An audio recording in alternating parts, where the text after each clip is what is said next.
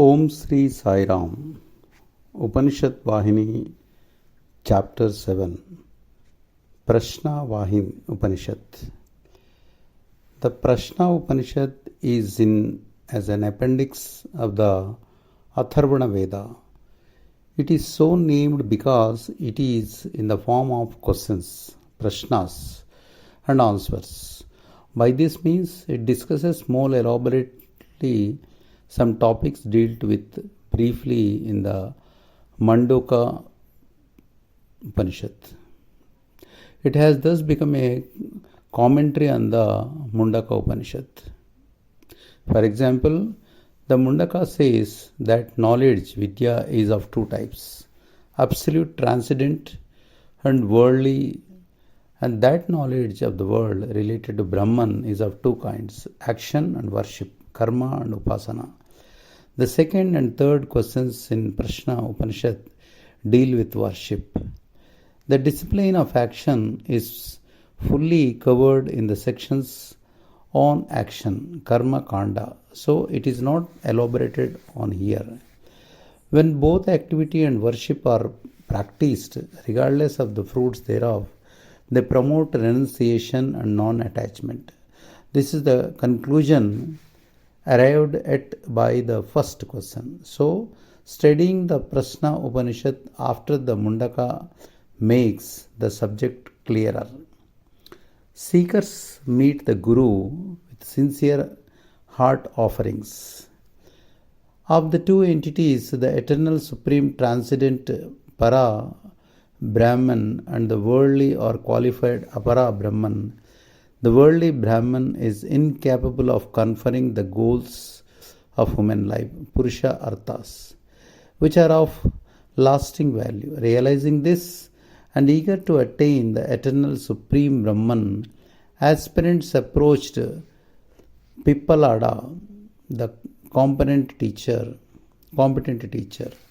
The word seeking Anveshana used here to signify the attitude of these disciples shows that these disciples, attached to the lower shelf, Apara Brahma, and unrelated to the supreme absolute over self, fail to identify their own basic truth as the Atma.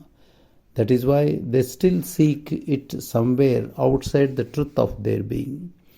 The eternal, unique, transcendent Brahmic principle can be known only through the discipline of the scriptures, Shastras, directed personally by a teacher. Seekers have to approach the Guru as holding in the hand sincere heart offerings. That is to say, not simply holding the ritualistic fuel and the sacrificial fire. Further, worthy, desirable offerings should be presented. The seekers meet Pippalada, who tells them the precious teaching related to the fundamental mystery of the universe and the self, known as knowledge of Brahman, Brahma Vidya, cannot be imparted to the uninitiated. Students have first to be kept under observation and tested for a year. Beings are born to perpetuate creation. When the year is over, Kabandi Katya Yana asks Pippalada, why are beings born? Those who wish for progeny are the desirers of offspring. The wish is basically to become the progeny, to perpetuate oneself. Hiranyagarbha, who is non-separate from the Supreme Brahman, Parabrahman, is the Prajapati, God presiding over creation. Hiranyagarbha, as Prajapati, wishes for progeny. He has traces of knowledge of the lower or world-related Brahman, Aparavidya, attached to him from past origins, which induce in him the wish. This is the reply of the Guru. Contemplate on the orderly universe and its principles. Surya, the sun, illumines all beings in the 10 regions with his rays. Surya is the very self of Prajapati. So all beings born in the regions so illumined become the very self of Prajapati. The word vital air, prana, therefore refers to Aditya, the sun itself.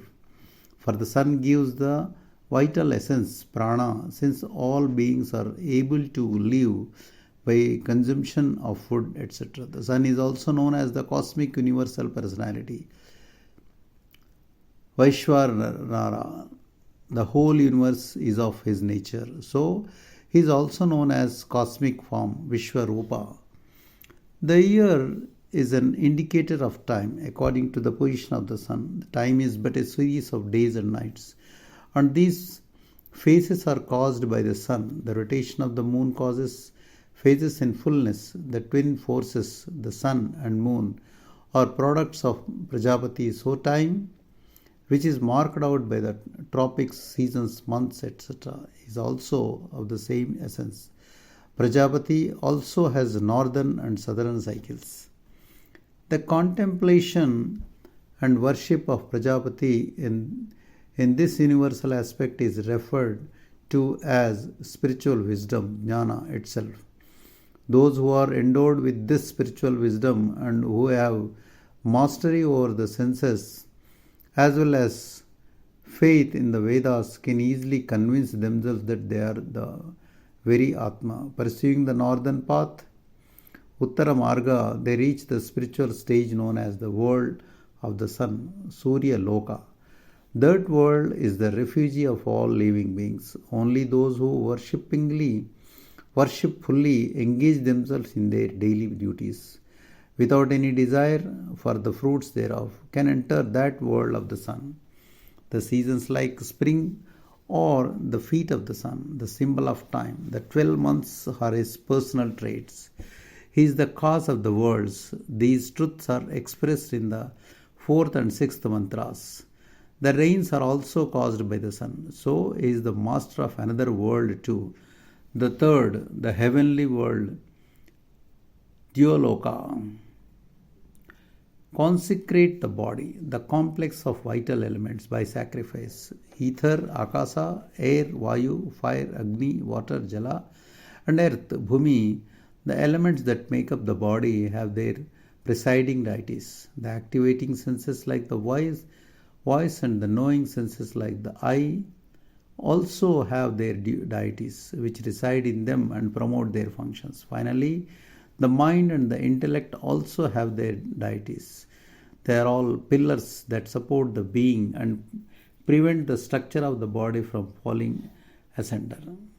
The body is a complex produced by a combination of 5 elements. The organs of perception, Jnanendriyas, are the consequences of this combination. So, the body is a bundle of consequences and causes. Like the spokes of a wheel, they are fixed in the hub of vital airs, prana. So too, the sacred hymns, the Ajur-Vedic mantras, Sama-Vedic mantras, the sacrificial rituals, yajnas, where they are employed, the value of the warrior, Kshatriya, who protects the people from danger, the Brahminic force consecrating the sacrifices, all these are of the nature of the vital air.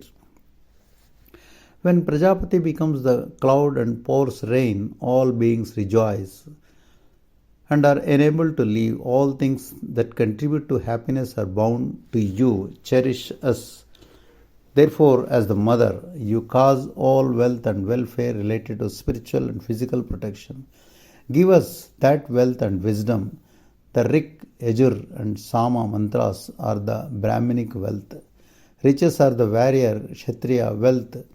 Thus, the Upanishad elaborates on the vital air, prana, as Prajapati and its functions and attributes. The sun governs the vital air and vital functions. Thereafter, Pipalada takes up Bhargava's question. Later, Kausalya from the Ashwalayana school asks him about the vital air, prana. Pipalada replies, my dear boy, like the shadow caused by a person, the vital air is produced by the Atma. The vital air dedicates itself to the Atma through the resolve of the mind, Manas. Like a ruler who arranges for the governance of his possessions, the chief vital heir appoints different heirs, pranas, assigning functions and areas of work for each. The chief vital heir as the sun, Aditya, and other gods as its impelling force, like sparks leaping out of the flames of a raging fire. Beings emanate from the imperishable Supreme Atma, Paramatma, and lose themselves in the same fire. This is mentioned in the Mundaka. The self abides in all beings, habits in all beings. Then Pipalada answer Gargi, the rays of the setting sun merge in the sun itself. They emanate and spread again when the sun rises the next day. In the same manner, during a dream, the sensory world gets merged in the consciousness reflecting mind. And when one wakes from sleep, the sensory impressions emanate as of old and move out in their native form. That is why the divine self, Purusha, which abides in all beings, does not hear or see or touch or enjoy. It does not walk or talk. The Atma, which is pure effulgence during the dream stage, sees, hears and experiences the subconscious impulses, vasanas, whatever it sees, hears and experiences during the waking stage.